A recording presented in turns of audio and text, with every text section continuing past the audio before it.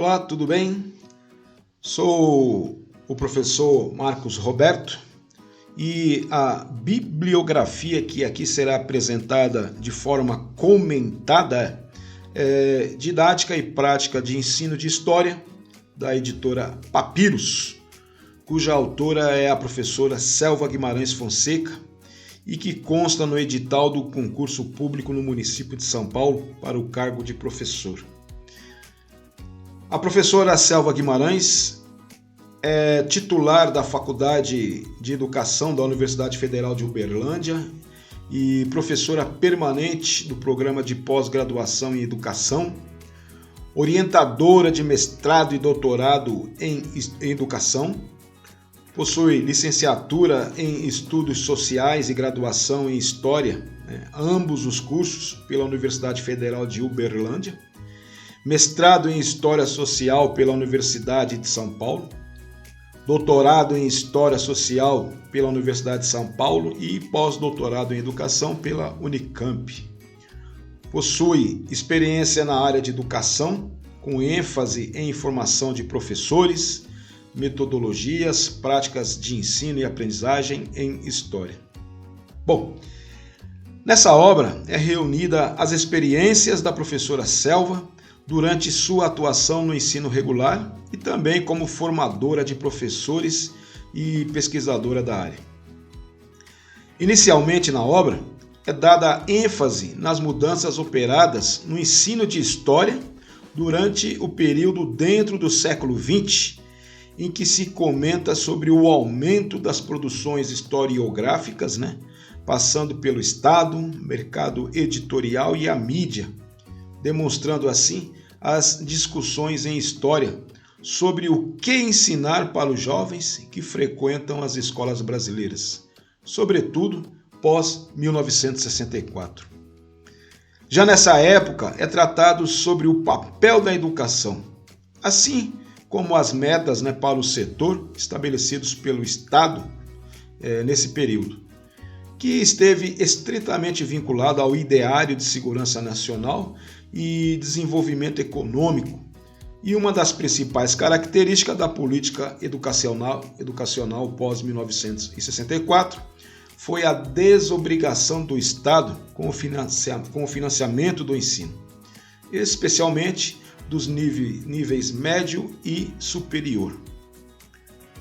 Chegando entre os anos de 1970 e 1980, a professora traça comentários das mudanças significativas no ensino de História, fazendo-nos entender que a configuração por ele assumida, os estudos sociais, durante os anos de autoritarismo, fosse paulatinamente transformada. O auge desse decênio é no final da década de 1980, quando ocorreram debates no interior do processo da redemocratização do país, greves de professores, lutas pelas eleições diretas para governadores, ocorreram os processos de reformulação dos currículos, na maioria dos estados brasileiros. Em seus comentários pertinentes à nova Lei de Diretrizes e Bases da Educação, a LDB, também os Parâmetros Curriculares Nacionais, os PCNs, e o ensino de História, são ditos que, do movimento historiográfico educacional ocorrido nesse período, é possível aprender uma nova configuração do ensino de História. Houve uma ampliação dos objetos de estudo, dos temas, dos problemas, das fontes históricas utilizadas em sala de aula. Os referenciais teóricos, metodológicos são diversificados. Questões até então debatidas apenas no ensino de graduação. E chegam ao ensino médio e fundamental, mediados pela ação pedagógica de professores que não se contentam com a reprodução dos velhos manuais. O conteúdo do documento, dos Parâmetros Curriculares Nacionais, expressa, em grande medida, essa ampliação. Quanto a abordagens historiográficas recorrentes no ensino fundamental e médio, A professora Fonseca diz que o espaço acadêmico se caracteriza pela multiplicidade de leituras e interpretações, métodos e temas, por práticas de ensino e pesquisas diversificadas. Entretanto, trata-se de um espaço de produção de conhecimento elitista, acessível a um pequeno número de pesquisadores, parte do já reduzido percentual de estudantes atendidos pela Universidade Brasileira. É apontado que a chamada história tradicional, conhecida como positivismo histórico, dominou o século XIX, sendo discutida, questionada e transformada ao longo do século XX. Assim, desse movimento de críticas e diálogo, nasceu e desenvolveu-se, a partir da escola dos análises, a chamada Nova História. Dando uma passada rápida em livros didáticos e paradidáticos de história, a professora nos fará saber que, de fato, o livro didático é o principal veiculador de conhecimentos sistematizados, o produto cultural de maior divulgação entre os brasileiros que têm acesso à educação escolar. Os governos pós-1964 incentivaram a indústria editorial brasileira de diversas formas, entre elas a padronização do material didático, a isenção de impostos, a renovação tecnológica da indústria editorial, além de o subsídio que se deu pelo Programa Nacional do Livro Didático. Dentro da formação do professor de História, do capítulo Como nos tornamos professores de História, a formação inicial e continuada, é comentado que nos anos de 1980, ampliaram-se o debate entre os profissionais da área e a luta em defesa de um outro processo de formação, da profissionalização dos professores e de um novo ensino de história. A crítica à formação livresca, distanciada da realidade educacional brasileira, a dicotomia bacharelado, licenciatura, se processou articulada à defesa de uma formação que privilegiasse o professor pesquisador, isto é, o professor de história produtor de saberes, capaz de assumir o ensino como descoberta, investigação, reflexão e produção.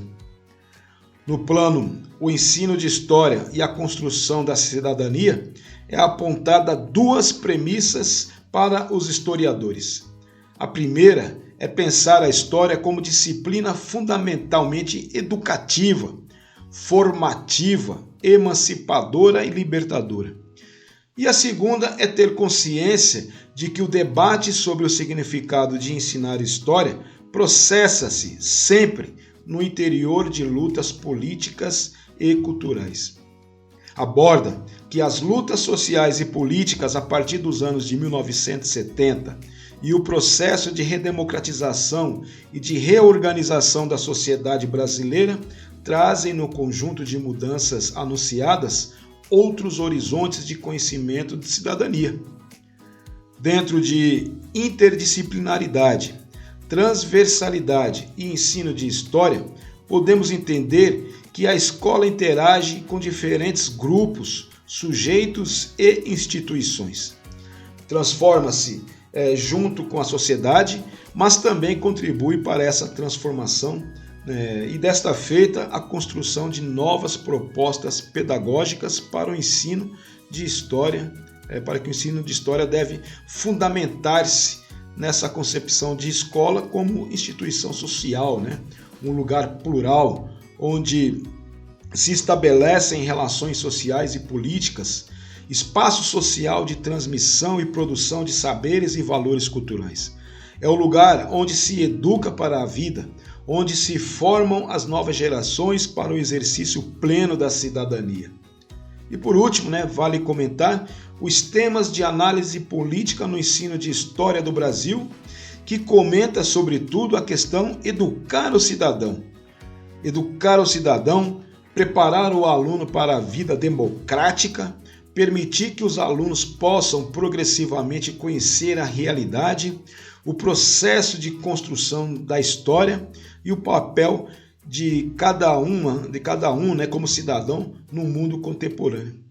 Essas intencionalidades estão explícitas e implícitas nos textos didáticos e paradidáticos para o ensino de história nos níveis fundamental e médio, né? Nos currículos dos diversos estados, da federação e nos parâmetros curriculares nacionais. Bom, por enquanto é isso. Espero estar, de certa forma, contribuindo, né, para o sucesso no concurso. Forte e caloroso abraço.